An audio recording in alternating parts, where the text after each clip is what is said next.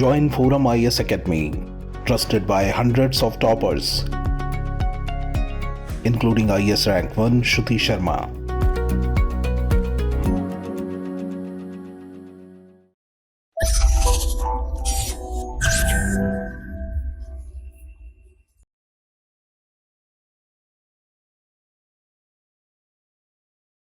Hello and welcome to ForumIAS. Today is 12th August 2023 and these are all the articles that we are going to see today. Let's get straight to the point. First article is about the center repealing criminal laws. So basically government has planned to repeal Indian Penal Code, Criminal Procedure Act and Indian Evidence Act. So it is being replaced. We'll see. Indian Penal Code 1860 will be replaced by 𝐂𝐡𝐚𝐧𝐧𝐞𝐥. Criminal Procedure Act 1898 will be replaced by 𝐂𝐴𝑛𝐴𝑠. Indian Evidence Act 1872 will be replaced by 𝐵𝐴𝑠. So they not only will be rechristened, but many archaic provisions are also getting deleted and new provisions are introduced to keep up with the present scenario in the country. For example, we had the British era sedition in IPC. That is now going to be deleted and that provision will be refined. We will see what are all the changes that are being introduced. So IPC, the Indian Evidence Act and CRPC, they are all being repealed and new bills are being introduced. So what are the changes that are proposed? That is the 𝐵𝐴𝑛𝐴𝑠 bill, which replaces the Indian Penal Code. It prescribes capital punishment as the maximum sentence for mob lynching. We have been seeing several cases of mob lynching, but earlier the persons who were accused for mob lynching, they were tried under murder charges. Now there is an explicit provision. There is a crime of mob lynching and there will be death sentence if proven guilty. Then there is 10-year imprisonment for sexual intercourse with women on the false promise of marriage. But sexual intercourse by a man with his wife, if she is above 18 years of age, under any circumstances, it will not be considered as rape. So, marital rape has not been criminalized. However, sedition has been repealed. Instead, this provision has been refined. First time, Indian law defines what is terrorism and it defines what is separatism, armed rebellion against the government, challenging the sovereignty of the country. These have been defined as distinct crimes. And these were in different provisions of different laws. Here it has been consolidated. Also, absconding criminals, for example, the underworld Don Dawood Ibrahim, people like him will be tried in absentia. That means even if they don't appear, they will be tried in absentia by court and they can be sentenced also even if these absconding criminals don't come and submit before a court. Marrying or making sexual relations with a woman by deception, by giving wrong credentials, has been brought in as a separate category of crime. Marriage by deception has become a separate category of crime. Also, the police has to inform about the status of a complaint within 90 days. This is to speed up the legal process. If a case which is punishable by 7 years or more, if a crime is punishable by 7 years or more, it is termed as a heinous crime, right? In case of heinous crime, if the complaint is being withdrawn, the police must consult the victim. And new provision of community service is being introduced. You would have seen in Hollywood movies or English TV series wherein for some crimes community service is being prescribed as a way of punishment. In India also this provision is going to come for some petty offences. And there is a maximum limit of 180 days for the police to file a charge sheet. Typically what happened was the police has to file a charge sheet before the court in order to prosecute the case. But what used to happen was the police kept delaying the filing of charge sheet, and this also delayed the judicial process. So now some concrete steps have been taken in this regard. That is, police will initially get 90 days to file charge sheet. Another 90 days can be granted by court, but it cannot exceed those 90 days. Okay, and in case of, so totally 90 days extension is permissible. Total is 180 days. Within that, the police have to file the charge sheet. Charge sheet is which details under what charges a person is prosecuted. What are the charges that are being made against this person? What crime he is guilty of? What the police is saying that this person is guilty of? That is charge sheet.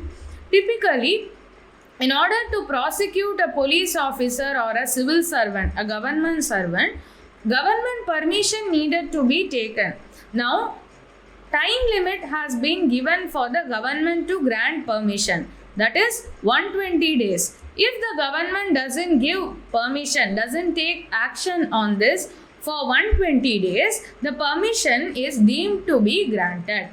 Also, in case of search and seizure of premises, there should be videography that is being made compulsory.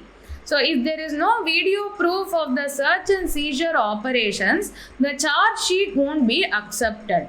Presently in India, the conviction rate is very low.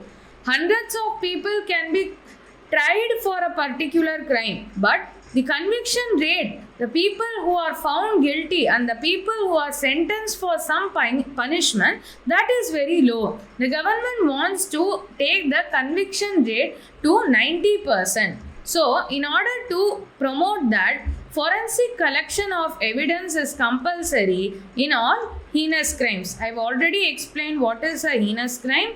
So, in that case, government will be making use of forensics to prove a case. Forensic evidence is undeniable evidence, right? Also, in many cases, if a person is getting arrested, you would have seen in movies that their relatives are going from pillar to post, trying to know about the whereabouts of this person. In order to prevent this, a police officer will be designed in each police station who will certify to the relatives of an accused that she or he is in police custody, so that there will be the trust deficit between the people and the police that will be bridged. There is a person who will provide such an information to the accused relatives, right? Then death sentence can only be remitted to life sentence. You would have studied about remission in the chapter of precedent in your polity textbook. We had commutation, like death sentence can be commuted, life sentence can be turned into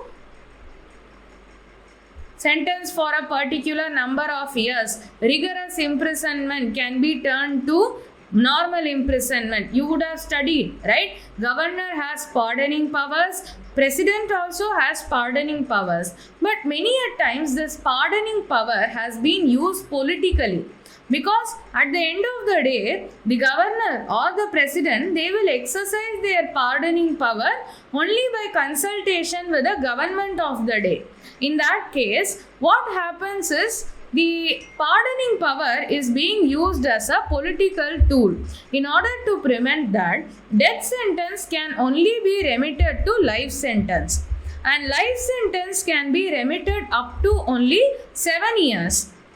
7 years imprisonment can be waived off only up to 3 years. That is, straight away a death sentence punishment cannot be commuted and this person cannot be let go, right? Maximum commutation, death sentence can become life sentence. Life sentence can become 7 years. 7 years imprisonment can become 3 years. So, there is a logic, there is a limit to which pardoning power can be exercised. These are all the new changes that have been brought by the new bills that are introduced. Now, these bills, they will go for consideration by a parliamentary standing committee. Okay. The second article is about Russia's Luna 25 mission to moon. So why this is in news? Because we know that on 14th July 2023, the Chandrayaan 3 mission was launched by India.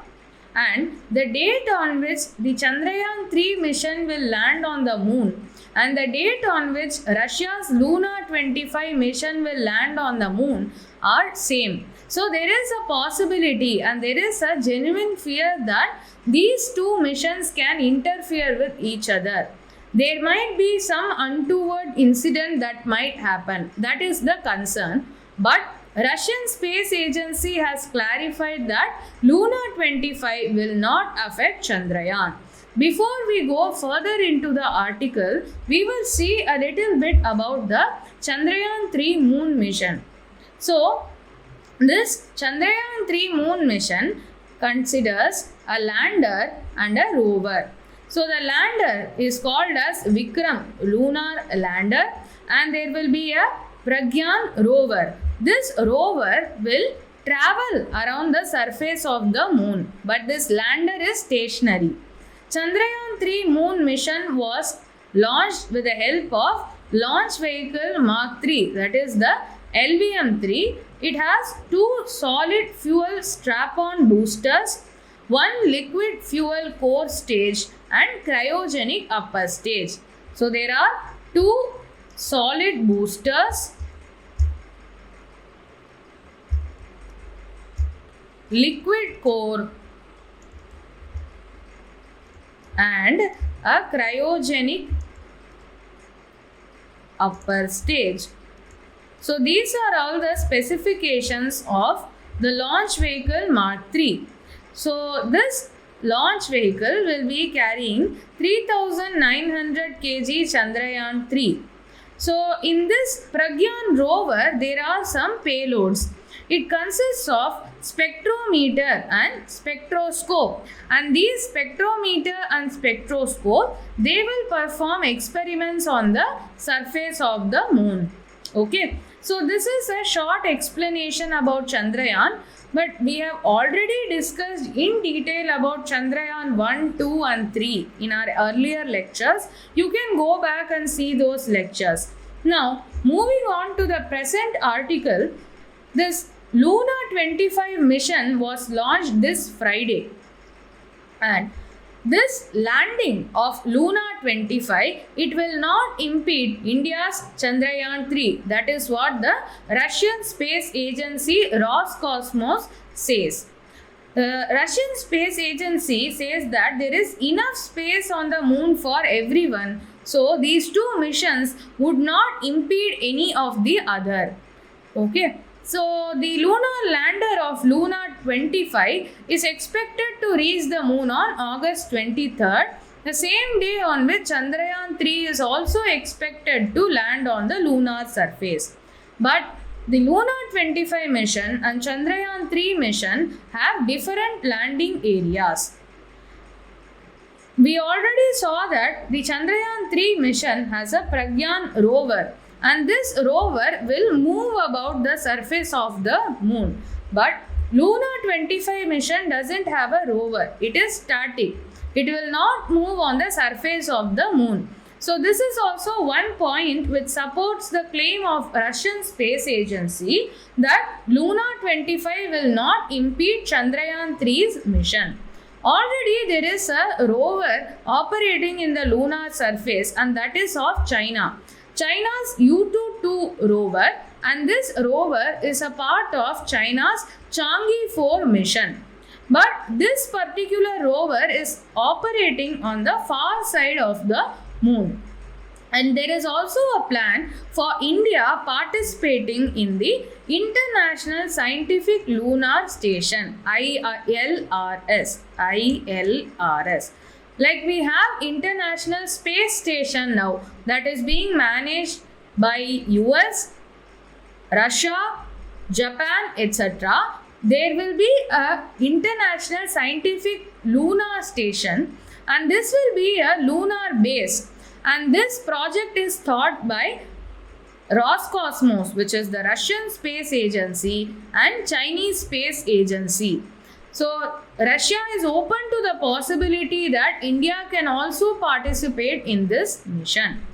So India and Russia are both aiming to be the first ever country to land on the moon's south pole.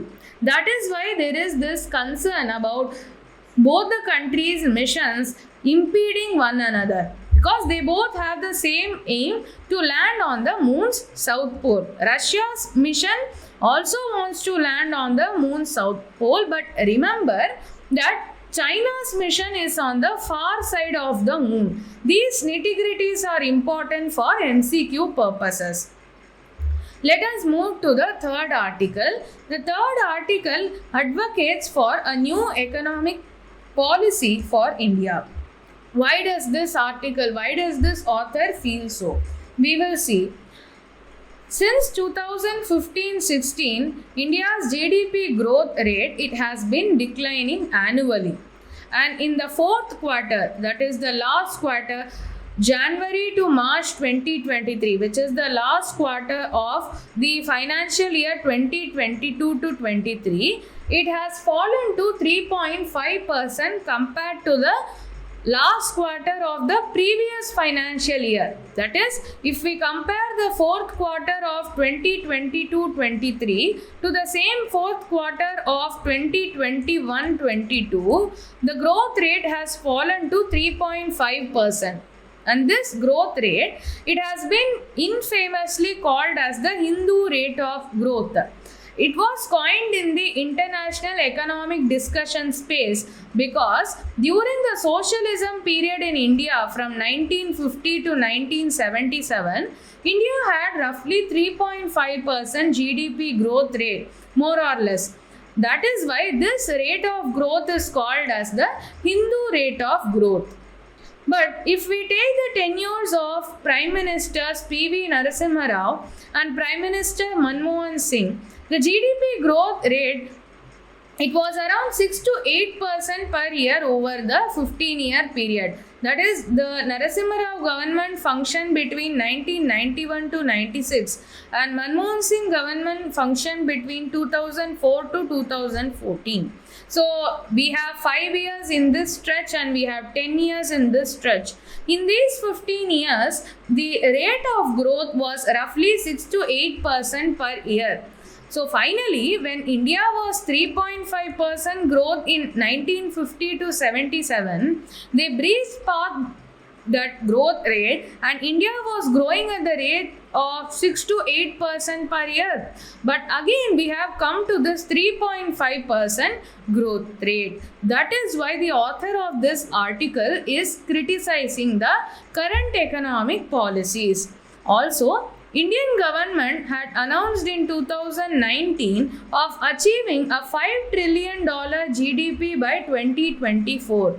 In order to achieve that in 2024, if we start from 2019, there should be a doubling of GDP in 5 years, because in 2019, the GDP figure was approximately 2.5 trillion. So there should be doubling of GDP in 5 years in order to reach this $5 trillion GDP by 2024. So in order to double this in 5 years, there has to be 15% annual growth rate of GDP, which is a very far-stretched growth rate.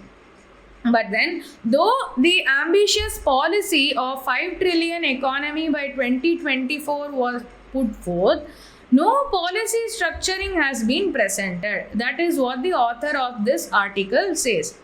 We can have lofty goals, but there should be proper strategy to achieve those goals.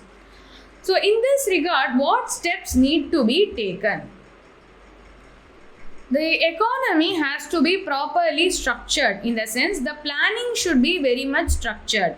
That is, what are all the economic objectives? And within these objectives, what are all the current priorities? So there might be hundreds of objectives. What are all the priorities? That should be ranked. And there should be a strategy on what should be incentivized and what should be discontinued. So this kind of proper strategizing is required, where you define your objectives, you prioritize what needs to be done, and you must have a clear idea on what should be incentivized and what should be discouraged in economic terms, in macroeconomic terms especially. So the author is giving some suggestions. He says that personal income tax should be abolished.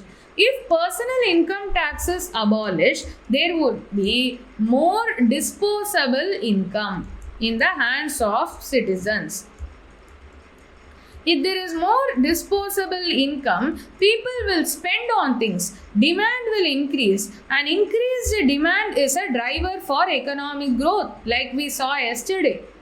Resources by the government should be mobilized. If there is no personal income tax, like this author says, how can the government channelize its resources? And these resources should be mobilized through indirect taxes and by liberal printing of currency notes. So he is asking for increase in money supply. And these currency notes can be circulated by paying wages to the employment generated in the public works. So there should be huge amount of public expenditure in order to develop infrastructure by the government, and whoever is working in that, they should be paid in terms of new currency, so the money supply would increase. Also, the fixed term deposit, that is the FD, the rate should be around 9% per year, so that the savings habit of the middle classes would increase. They will be more encouraged to save. Also, the interest rate, loan interest rate should not be more than 6%, so that small and medium industries would have enough access to credit and they will engage in production, and there will be an increase in supply. If there is production, then people will be working on that production facility to facilitate that production. If people are working, they have to be paid. If they are paid, there will be money supply. Again, these people will go to the market and buy things. Again, if these things are bought, there will be tax collection. So in this way, there will be a circular flow of money that can be made possible through providing loans at a cheaper rate. So that is why, in order to articulate and implement all of these things, there should be a new economic policy. So this policy should be based on clear objectives, priorities, like we discussed earlier. What is the strategy to achieve a particular target? And it should be an intelligent and transparent resource mobilization plan to finance policies. Not only there should be clear objectives, what will be the financial base for achieving these objectives? Where will the money come from? That also should be clearly spelled out. That is what the author of this article is saying. And there should be deregulation in the economy. If the income tax is abolished, that is nothing but deregulation. If there is deregulation, government's excessive involvement in the economy will reduce and we will move into a more market-based system. Even now we are having a market-based system, but still government is providing regulations and rules, and government has various regulatory bodies which regulate the market. If there is deregulation, it doesn't mean that we go to anarchy. It doesn't mean that we reject government intervention for safety nets or affirmative action, or government should not interfere even if there is market failure. All these doesn't mean when it comes to deregulation. Deregulation is not absolute non-interference of the government. Government will largely stay away from the market and let the market forces dictate what should happen in the economy, and in extreme cases, the government can step in. That is what the author is saying. If there is a market failure, if there is a need to create a level playing field, government will step in extreme circumstances. And also, whenever this deregulation is happening, the democratic institutions have to be empowered to guard against Public disorder arising from rapid deregulation. So earlier everything was planned, everything was within the ambit of governmental regulation. Now if there is deregulation, there might be chaos in the economy. But the democratic institutions must be well equipped to handle those things. Otherwise, what will happen after the fall of the Soviet Union in 1991? Russia plunged into such a sort of anarchy because the institutions were not empowered to handle the fallout of deregulation. So, if we are going for a new economic policy and if we are going for deregulation, the institutions must be sufficiently empowered in order to facilitate such a deregulation, in order to deal with the aftermath of such deregulation. So there should be a optimal trade-off between the public sector and deregulation. Sale of loss-making units. Some PSUs are loss-making. Instead of pulling it with the help of taxpayers' money, these PSUs must be sold off.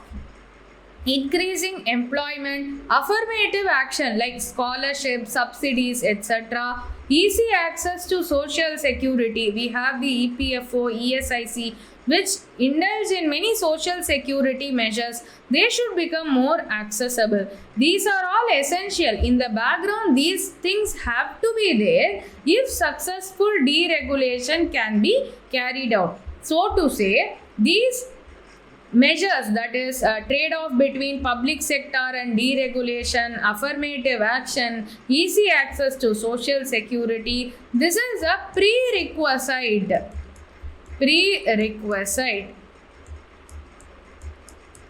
to deregulation. So if we are to implement all these things, it will create a level playing field in a competitive system. If you have an affirmative action, if you have a social security net, then it creates a level playing field in a competitive system. This will ensure transparency, accountability, trusteeship. Trusteeship is the faith of institutions and people in the society, and they take ownership into their own hands and they themselves invest in the society by means of philanthropy. That is trusteeship. In simple words, trusteeship is nothing but charity or philanthropy. And corporate governance measures also need to be strengthened in order to legitimize profit making. Corporate governance measures ensure, so there are directors for a company, there are independent directors, a company has to produce their reports, they have to hold annual general meeting. All these measures that are put in place to ensure that the company is run ethically, the company is run according to rules and regulations, that is corporate governance. Only if there is sound corporate governance, then the companies will be taking up production process seriously in a democratic way, in a way that is beneficial for all the stakeholders. That is why the author of this article is talking about corporate governance, and it will legitimize profit making, because if there is corporate governance measures put in place, the profits that are made will come from legitimate sources. Okay, and this also reduces monopolistic tendencies, and these measures help in the formation of a democratic and harmonious society. All in all, what does this article talk about? It says that we need a new economic policy because of certain reasons. And the author also talks about what measures can be brought about in the new economic policy. And he also talks about what needs to be the prerequisite for implementing a new economic policy so that the fallout is not huge. Okay, that's it about this article. We'll move to the next article. Moving on to the fourth article, it talks about the finance minister's talk in a recent G20 event. She spoke extensively about multilateral development banks. What are these multilateral development banks? Institutions like World Bank, Asian Development Bank,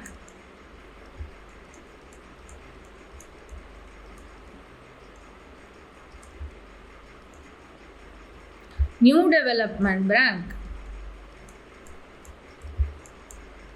which is floated by the BRICS. So these are all the multilateral development banks. She spoke extensively about these multilateral development banks. What has she spoken about? She is saying that the primary task of India in its presidency of G20 has been to strengthen multilateral development banks in order to address shared global challenges. Today we face multiple challenges like climate change, aftermath of a pandemic, reducing income levels. All these things are creating problems in the global economy on a whole. And multilateral development banks need to be strengthened so that the world can cruise through these challenges. Multilateral development banks, they also face increasing demands from donor and borrowing countries to expand their lending operations beyond their core development mandates. Say for example, World Bank finances certain project areas, right, in certain areas which are impoverished, but there is a general demand by the donor countries, that is the countries which put money into this World Bank, into this NDB, etc. For example, US is one of a big contributor of World Bank. India is a very big contributor to New Development Bank, right? So these donor countries as well as the countries which are receiving these donations, or rather the borrowing countries, because let us take a least developed country in Africa, for example Sierra Leone. Countries like these borrow from these multilateral development banks at a very low interest rate. There is a demand from the donor countries as well as the borrowing countries to expand the scope of operations. They should look into multiple domains which can be financed. It should not be limited to certain categories of financing. There are multiple avenues of economic activities. There is, for example, green financing. There is infrastructure financing. These schemes are now coming up and they are in vogue now. The donor countries as well as borrowing countries want these multilateral development banks to expand the scope of their operations. But these MDBs are not currently equipped to address this rising demand for their resources. Another issue that was discussed in the G20 finance track was escalation of debt issues in vulnerable economies. Say for example, in Sri Lanka this happened. Sri Lanka was under lot of international debt and this situation escalated and it led to hyperinflation in Sri Lanka. So this should be prevented. Multilateral development banks are there in order to prevent such escalation.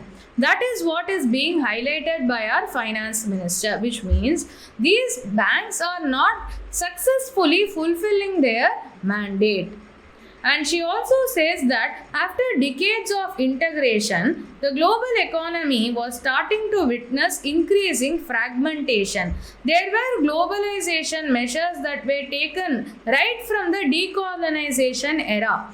But now, because of factors like the COVID-19 pandemic, disruption in supply chains, there is a regionalistic tendencies which are growing. Because of these reasons, the world economy is starting to witness increasing fragmentation.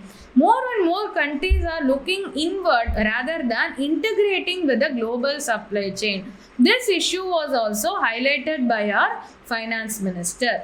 Also, the governor of Reserve Bank of India, Shaktikanta Das, he also spoke in this event and he said that there are some structural challenges. What are these challenges? Financing global public good. Public good is available for everyone and it doesn't exclude any person from the access of this public good. For example, UPI is a public good. Because I am using UPI, that does not exclude you from using UPI, right? But this kind of provision of public goods at a very large scale, it requires financing, and there is a structural challenge to acquire such financing. That one problem was highlighted by the RBI governor. Managing global debt vulnerabilities. The finance minister, she also spoke about this problem. I gave you the example of Sri Lanka. Dealing with climate transition were uphill tasks no country could achieve alone. These are all some challenges like financing global public goods, managing global debt vulnerabilities, dealing with climate transition. This cannot be achieved by a country on its own. It requires extensive global cooperation, and for that these multilateral development banks must be strengthened. That is what is being advocated by the finance minister as well as the governor of the RBI.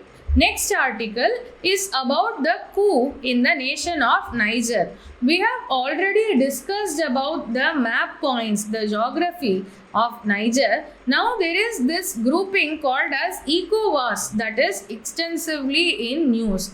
And this ECOWAS, they are stepping up in order to augment the forces of the Niger government in order to fight the internal rebellion.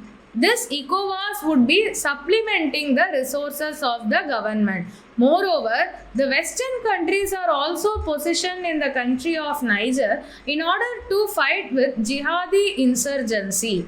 France and US have more than 2,500 military personnel in Niger. And other European partners are also financing, and they are also sending manpower in order to deal with this homegrown insurgency and coup in Niger. This ECOWAS is also coming into the picture. We will now see what is this ECOWAS. So this ECOWAS, it is known as CEDEAO in French. It is a regional intergovernmental organization, and this ECOWAS was established in 1975. The establishing treaty for ECOWAS is the Lagos Treaty. And ECOWAS's aim is to foster economic integration, cooperation and development among the West African nations. And the secretariat, this ECOWAS is headquartered in Abuja, Nigeria. There are 15 member states in ECOWAS, that is Benin, Burkina Faso, Cape Verde, Côte d'Ivoire, that is Ivory Coast, the Gambia, Ghana, Guinea-Bissau, Liberia, Mali, Niger, Nigeria, Sierra Leone, Senegal and Togo. Here we have the map. It points out the member countries. Here we have Niger, we have Mali, Senegal, Cape Verde, the Gambia, Guinea-Bissau, Guinea, Sierra Leone, Liberia, Ivory Coast, Ghana, Burkina Faso, Togo, Benin and Nigeria. These are all the member states of ECOWAS. The establishment of a regional peacekeeping force known as Economic Community of West African States. ECOWAS expansion is Economic Community of West African States. This is the expansion of ECOWAS. There is an ECOWAS monitoring group, which is a regional peacekeeping force. This institution, this international institution, ECOWAS, they have already been successful in the conflicts in Liberia and Sierra Leone during the 1990s and early 2000s. This ECOWAS group sent their peacekeeping forces to these countries to bring the situations under control. And this ECOWAS, they also plan to launch a single currency to create a common currency and foster economic integration and trade among the West African nations. And ECOWAS also supports the efforts to combat terrorism, human trafficking, organized crime through joint initiatives and collaboration. This West Africa is very important because we have the Gold Coast, Grain Coast, Slave Coast in this region, in this West Africa region, and we have the infamous Ivory Coast. Why are these countries called so? Through this coast only, the various goods were transported to Western countries, and through these coasts only the economic drain, the drain of wealth of Africa happened. So these West African countries were very much affected by this drain of wealth, and that is why a strong integration between these West African nations are required. And we have a very successful grouping which has been there from 1975, which is the ECOWAS. We'll discuss some previous year questions. Which one of the following is an artificial lake? Kodaikanal, Tamil Nadu; Kolleru, Andhra Pradesh; Nainital, Uttarakhand; Renuka Lake, Himachal Pradesh. The answer is Kodaikanal. Kolleru Lake in Andhra Pradesh is formed as a deltaic formation. Nainital and Renuka Lake, they are formed because of the movement of Himalayan rivers. When the Himalayan rivers form and they encounter a mountain, they will find a way through this mountain. Before they find a way through this mountain, they will pile up. Before they find a way through the mountain, once the river finds a way through the mountain, this lake remains. And such a lake is the Thal Lake. It's the Thal formation in Himalayan region. One such Thal is the Nainital. Similar formation has been witnessed in the case of Renuka Lake. So only one of this is an artificial lake, which is the Kodaikanal Lake. Which among the following events happened earliest? Swami Dayanand established Arya Samaj. Deenbandhu Mitra wrote Neeldarpan. Bankim Chandra Chattopadhyay wrote Anand Math. Satyendranath Tagore became the first India to succeed in the Indian Civil Services examination. So the answer here is B, because Deenbandhu Mitra wrote Neeldarpan roughly around 1860. Satyendranath Tagore cleared ICS examination in 1863. Arya Samaj was established in 1875. And Bankim Chandra Chattopadhyay wrote Anand Math in 1880s. So, which of the following events happened the earliest? It was Deenbandhu Mitra writing Neeldarpan. This happened the earliest. Okay, so that's it for today's discussion. Follow us on all the social media platforms. This is Indumati signing off. Thank you and all the best.